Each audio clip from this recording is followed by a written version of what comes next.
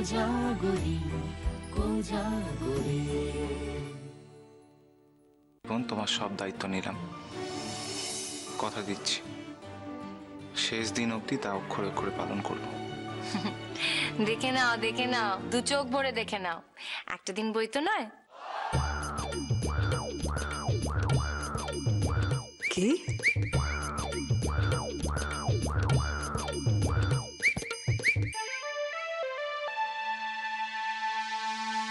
Deal.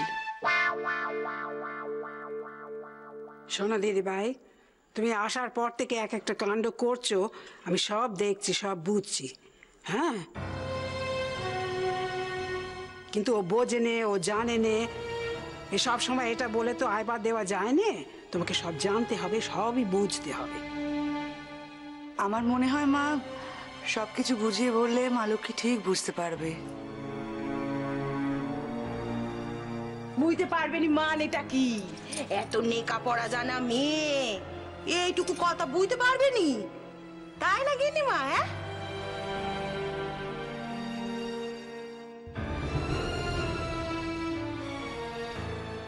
এমনিতে তো তোমাদের বাড়িটা একটা সুপার মার্কেটের মতো, মানে যা চাইবে, যেরকম মানুষ চাইবে সব রকমের মানুষ এখানে পাওয়া যায়।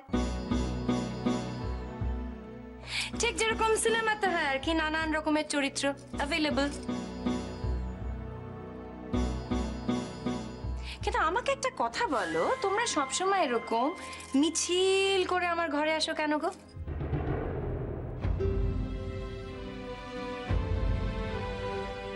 তোমরা একা একা হাঁটা চলা করতে পারো না?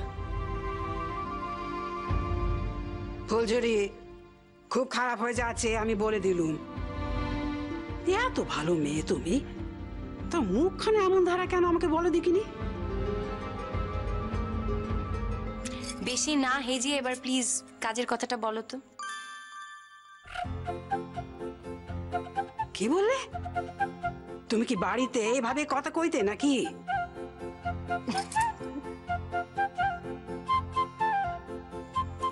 হ্যাঁ বলতাম,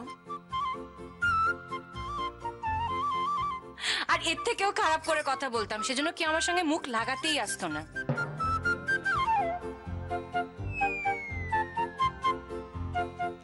আমার আর ভাল লাগছে না।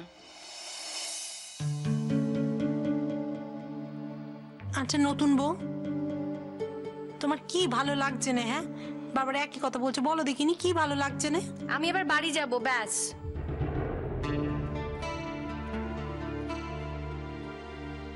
কি?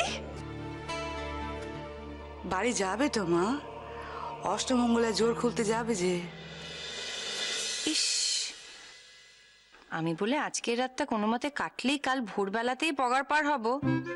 কাল সকাল সকাল কাঁচকলা দেখিয়ে যখন বাড়ি যাব তখন বুঝতে পারবে। হ্যাঁ,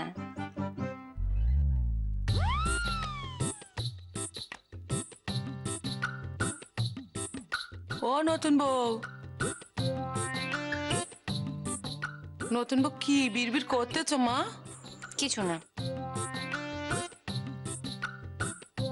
শোনো দিদি ভাই, আমাদের বাড়িতে একটা নিয়ম আছে।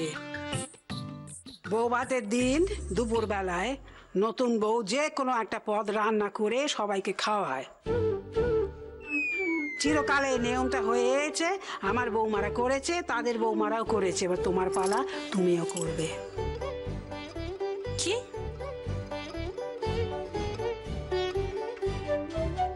আমি কি করব? রান্না করবে, রান্না। হাঁ করো, হাঁ করো, হাঁ করে ইল্লি বলো।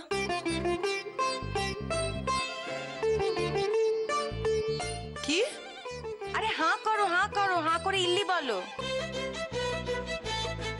যদি হাঁ করে ইল্লি বলতে পারো তাহলে আমিও রান্না করে দেবো, সিম্পল।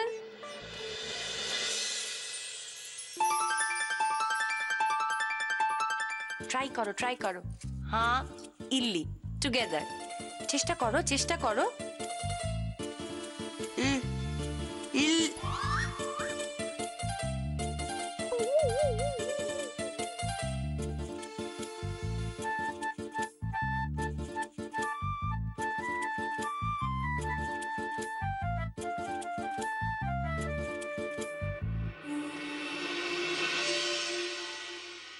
বলা যায় না। ওটা যেমন বলা যায় না, সেরকম আমিও রান্না করতে পারি না।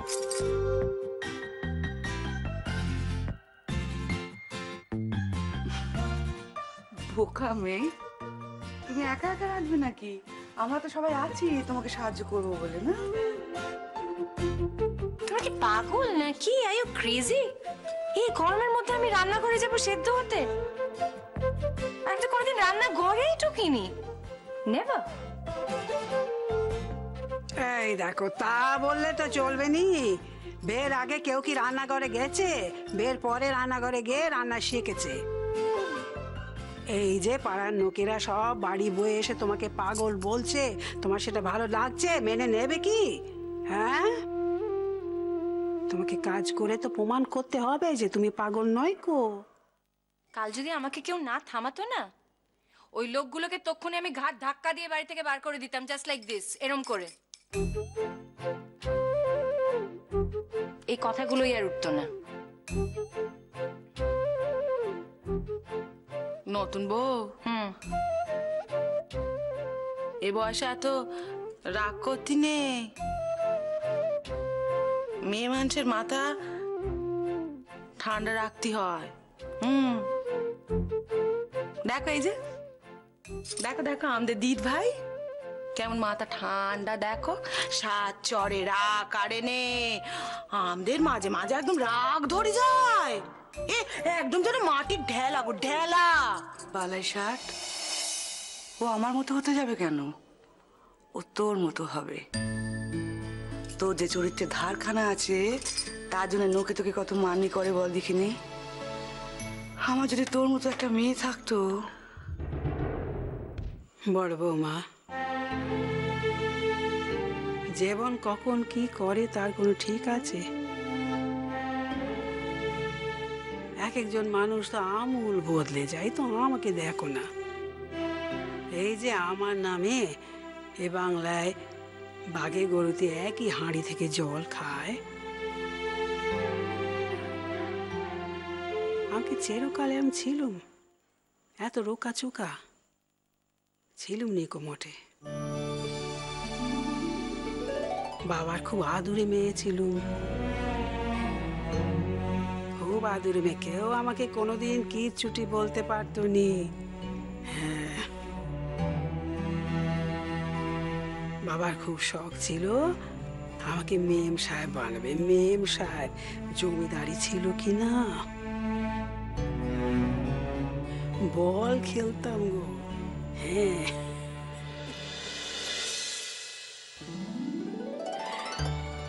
এই তো তোমার মতন আমি প্যান্ট আর জামা পরে ঘুরে বেড়াতাম, ছেলে সেজে। ঘোড়ায়ও চড়েছি বাবার সঙ্গে।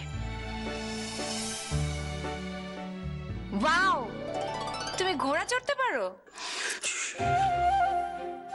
সে কবেকার কথা, মনে হয় আগে জমের কথা।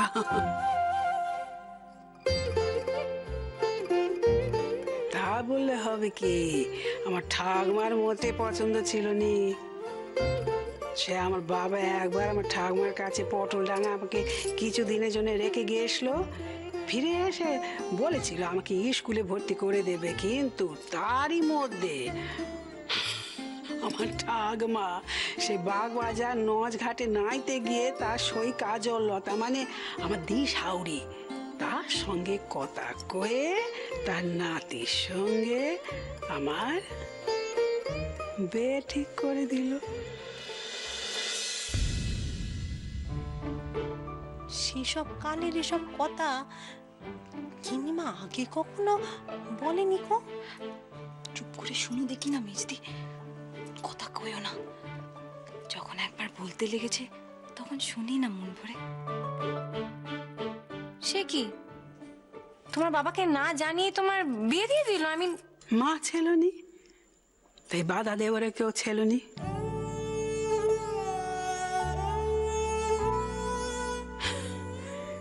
পরের দিন যখন কাঁদতে কাঁদতে আমি শ্বশুর বাড়ি যাচ্ছি বের পর, তখন বাবা এসে দেখে রেগে সে কি অগ্নি শর্মা। বললেন, হে বে, আমি মানি নে, আমি মেয়েকে শ্বশুর বাড়ি যেতে দেবনি। ব্যাস লেগে গেল ছেলে পক্ষ সঙ্গে গন্ডগোল। বাবা বসে থাকলেন থানা পুলিশ করবেন বলে। একেবারে থ্রিলার তো। তারপর তারপর আগমা বুড়ি কানের কাছে এসে বিড়বিড় করতে লাগলেন, গ্রামের মেয়ে লেখাপড়া করে কি হবে, হোমেও লাগবে নে, যজ্ঞেও লাগবে নে, কেউ তোর মুখ দেখতে চাইবে নে, কোনো শুভ কাজে তোকে কোনোদিনও কেউ ডাকবে নে।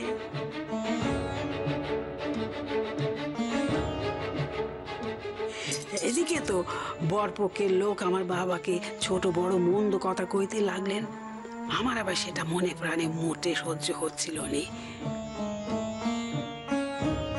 তারপর আমার বর মানে তোমাদের দাদু ভাই সে এসে আমাকে বললে, তুমি বাড়ি যাবে নে?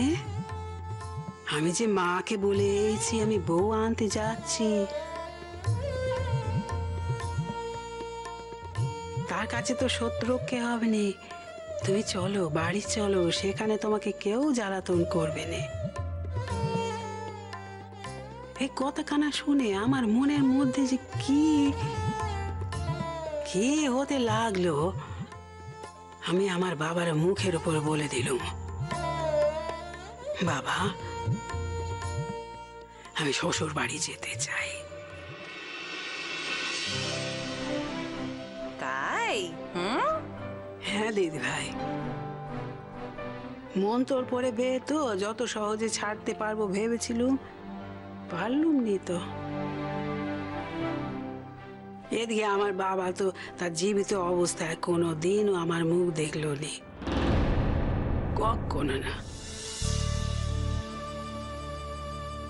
সেই যন্ত্রণার বুঝি ভেতরে ভেতরে চাপতে গিয়ে এরকম আমি তেজি হয়ে গেছি।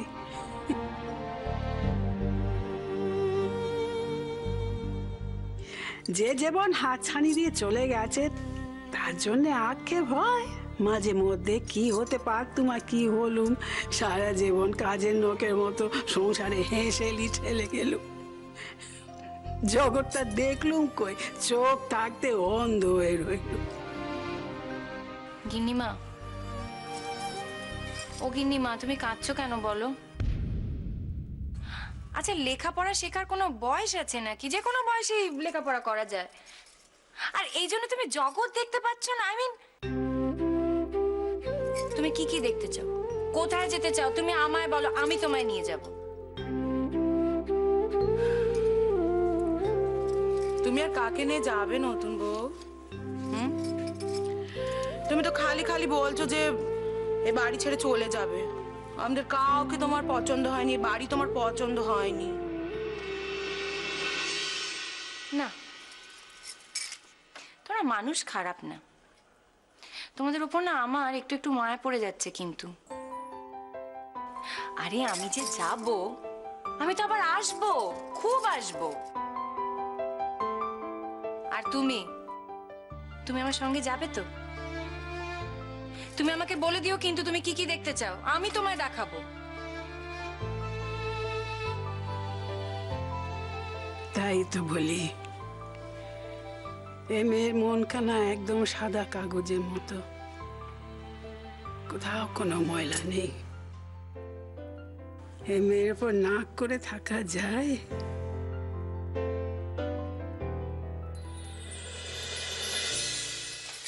ইয়েস, এতক্ষণে মুখে হাসি ফুটেছে। উফ, তুমি না আমাকে ভীষণ ভয় পাইয়ে দিয়েছিলে, রিয়েলি। আচ্ছা কি করতে হবে আমাকে তুমি বলো? রান্না করতে হবে, দ্যাটস ইট, শুধু রান্না।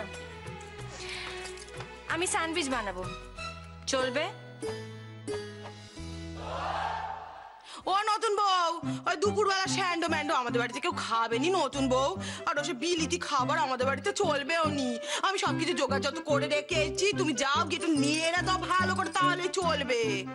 Nope. দেখো আমি যেটা করিনি আমি সেটার ক্রেডিট নিতে পারবো না, সব চালাকিতে আমি নেই। রাজি? রাজি রাজি রাজি, তুমি যেটা পারবে সেটাই করো।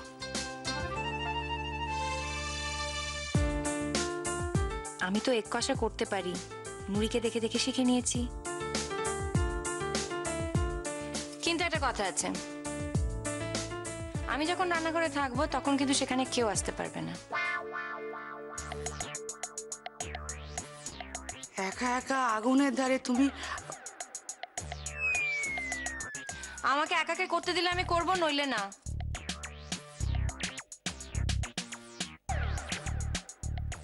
আচ্ছা বাপু, আচ্ছা তাই হবে কোন, এখন চলো দেখিনি।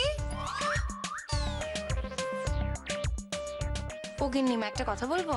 হ্যাঁ বলো বলো, কিন্তু বড্ড দেরি হয়ে যাচ্ছে যে, সব তো বসে পড়বে। যা পারো তাই করো না, তা নিয়ম রক্ষে বই তো নয়।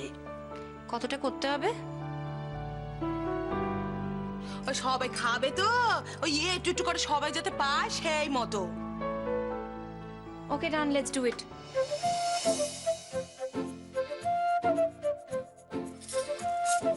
মা, কি হবে, কি কাণ্ডখানা যে বাঁধাবে কে জানে। অদিত ভাই, ওসব জিনিসপত্রেরও তো কোনো যোগাযন্ত্র নেই গো। তাহলে মা?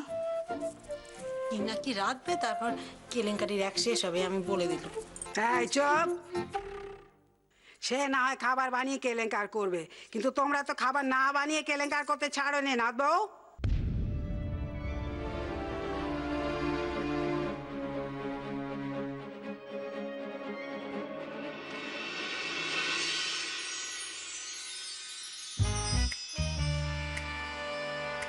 এরা তো হোয়াট ইজ স্যান্ডউইচ সেটাই জানে না। আমি এখন কি ফুড বানাবো?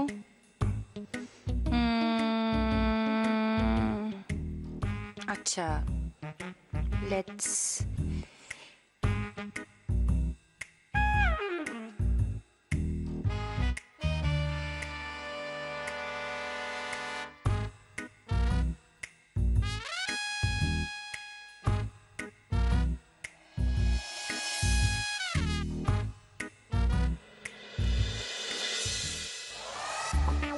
ইয়েস, এখানে এগ দেখতে পাচ্ছি। ফ্যান্টাস্টিক। পিসিমণির কাছ থেকে আমি শিখে গেছি how to make an omelette. আমি অমলেটই বানাবো। ওকে, লেটস ডু ইট।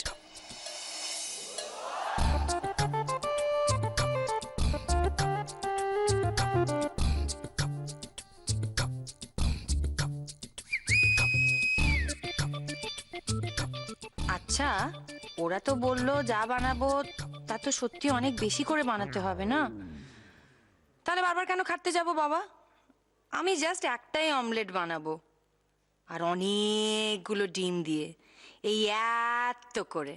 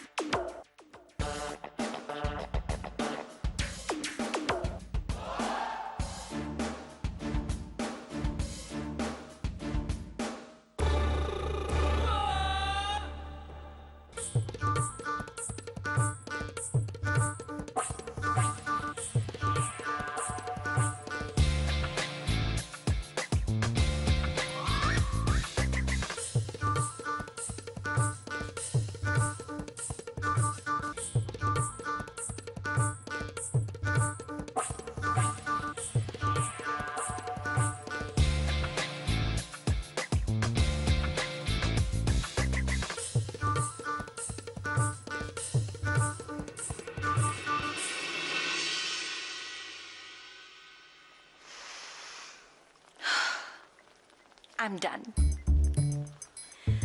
কি দারুণ একটা সাইজ হয়েছে। I mean look at you. এরকম অমলেট কেউ বানিয়েছে কোনোদিন?